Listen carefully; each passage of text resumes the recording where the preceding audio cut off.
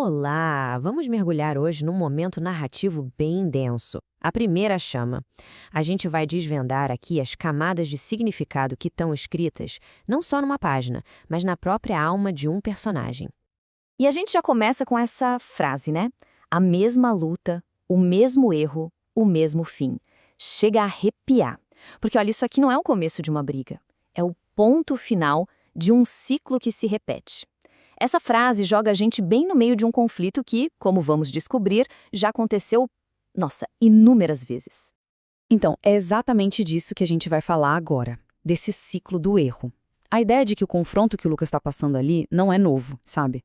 É uma repetição inescapável, um eco dos mesmos fracassos que vivem assombrando ele. Pensa só, pro Lucas não é só medo, é físico. É o peso de um destino que o corpo dele já conhece, já processou. Sabe aquela sensação visceral? É como se cada célula dele gritasse: de novo? Não. Ele já viveu isso, já falhou nisso. É a náusea de estar preso na própria história terrível. E aí vem o ponto de virada. O bardo solta essa. Agora você entende por que odeio tanto você. E é aqui que a gente percebe. O bardo não é um simples inimigo. O rosto dele é um espelho. Reflete todo o cansaço, toda a autodepreciação do Lucas depois de cada promessa quebrada. No fundo, o ódio do bardo é o ódio que o Lucas sente por si mesmo. E olha que imagem poderosa essa aqui. Vermes de tinta giravam em suas veias. Essa é a primeira grande metáfora da história. A tinta não é só para escrever, não. Ela faz parte do Lucas, é algo físico. Esses vermes de tinta são um destino amaldiçoado dele, correndo por dentro, algo do qual ele simplesmente não consegue escapar. Ok, então a gente viu a luta interna. Agora, como é que isso transborda para o mundo real? Porque a realidade do Lucas não está só sendo vivida, ela está sendo, literalmente, lida e reescrita, bem na frente dele. E com essa fala, o bardo transforma o confronto numa lição. Ele está apontando que a história de fracassos do Lucas não está só na memória dele. Ela está inscrita no próprio ambiente ao redor, para quem quiser ver. E é assim que o mundo vira um texto. A taverna deixa de ser um lugar e vira um manuscrito. Pensa comigo. As vigas do teto são as linhas de uma página.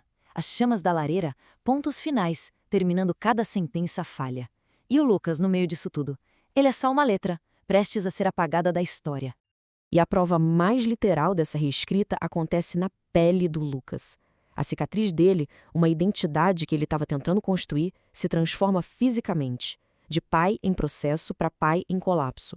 É a identidade dele sendo destruída em tempo real. Imagina o desespero.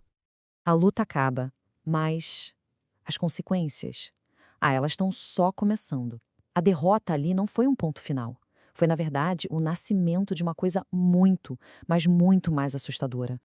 Depois da briga, o que sobra do bardo não é só um monte de cinzas. Elas formam palavras. Uma acusação bem clara. Pai ausente.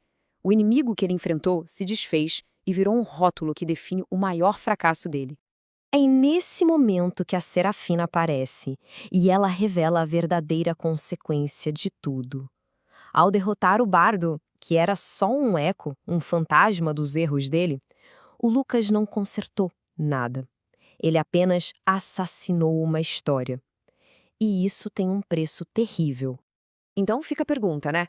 O que acontece quando se tenta enterrar uma parte da própria vida? Uma responsabilidade, uma história que deveria ter sido vivida. Ela simplesmente desaparece? A resposta, um sonoro não.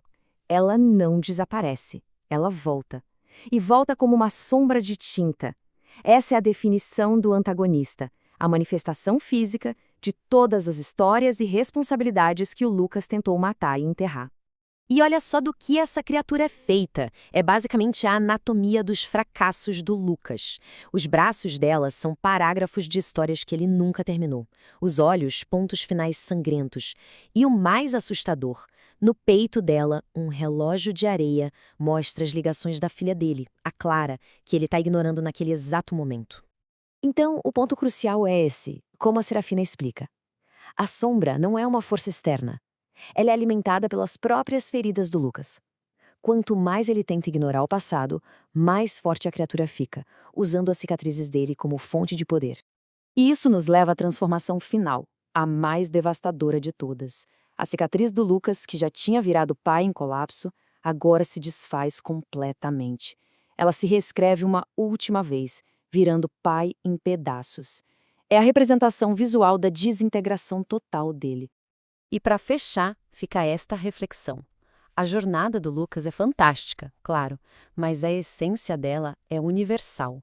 Se os erros, os adiamentos, as histórias enterradas de uma pessoa tomassem uma forma física, será que seriam reconhecíveis? Ou se tornariam uma sombra que já não se consegue mais identificar como sendo parte da gente?